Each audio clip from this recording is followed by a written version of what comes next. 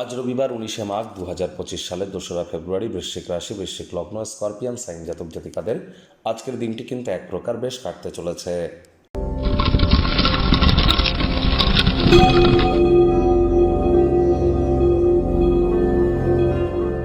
ভিডিওটির শুরুতেই আপনাদের সকলকে রাজযোগ চ্যানেলের তরফ থেকে সরস্বতী পূজার হার্দিক শুভেচ্ছা ও অভিনন্দন রইল। স্ক্রিনে আপনারা দেখতে পাচ্ছেন সরস্বতী প্রণাম মন্ত্র। নমো সরস্বতী মহাভাগে বিদ্যে কমললোচনে বিশ্বরূপে বিশালাক্ষী বিদ্যাং দেহি নমস্তুতে। জয় জয় দেবী চরাচর সারে উচ্চযুগ শোভিত মুক্তাহারে বীণারঞ্জিত পুস্তক হস্তে ভগবতী ভারতী দেবী নমস্তুতে। এটি আপনারা সকালবেলা অন্ততপক্ষে 21 বার জপ করে দিন শুরু করুন। বিদ্যা, বুদ্ধি, বিজনেস, আপনার যোগাযোগ করার ক্ষমতা এবং আপনার জ্ঞানের প্রতি এটি আপনাদেরকে ধাবিত করবে। রবিবার ছুটির দিন, বাড়িতে থাকলে আয়েশ আমোদ প্রমোদ বিনোদনের মাধ্যমে কাটান। আসছে সপ্তাহের জন্য শক্তি সঞ্চয় করতে পারবেন। ভাগ্য মিটার আজ আপনাদের বলছে 7 আউট অফ 10। ভাগ্য আপনাদের অনুকূলেই থাকবে। শুভ সংখ্যা থাকছে 2, শুভ রং থাকবে সিলভার অ্যান্ড হোয়াইট। কায়িক পরিশ্রমের কারণে শরীরে ক্লান্তি আপনারা অনুভব করতেই পারেন। ওজন বুঝে ভোজন গ্রহণ করুন। রাস্তাঘাটে সাবধানে গাড়ি ঘোড়া চালান। কোনো প্রকার নেতিবাচক অনুভূতির আশ্রয় ভুলেও যেন গ্রহণ করবেন না। হতাশা কিন্তু গ্রাস করতেই পারে।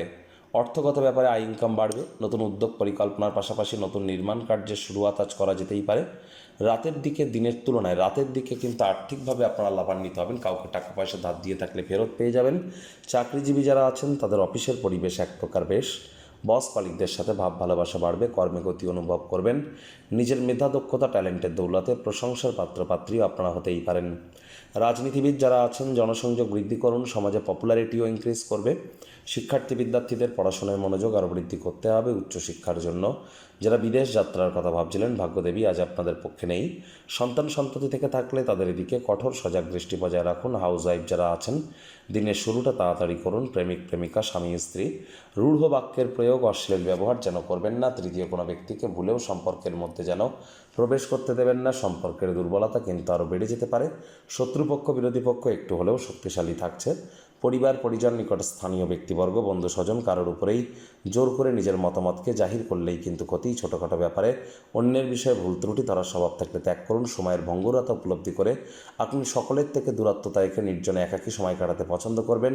এই সময়টিতে ব্যক্তিত্বের মূল্যায়ন করে কাটান। অহেতুক অন্যকারের বিষয়ে নাক যেন গলাতে যাবেন না। কথায় আছে, আপনি আচরে ধর্ম অপরে শিখাও। আগে নিজেকে সমৃদ্ধ করুন। আগে তো নিজেকে চিনুন, তারপর জগৎকে চিনতে যাবেন।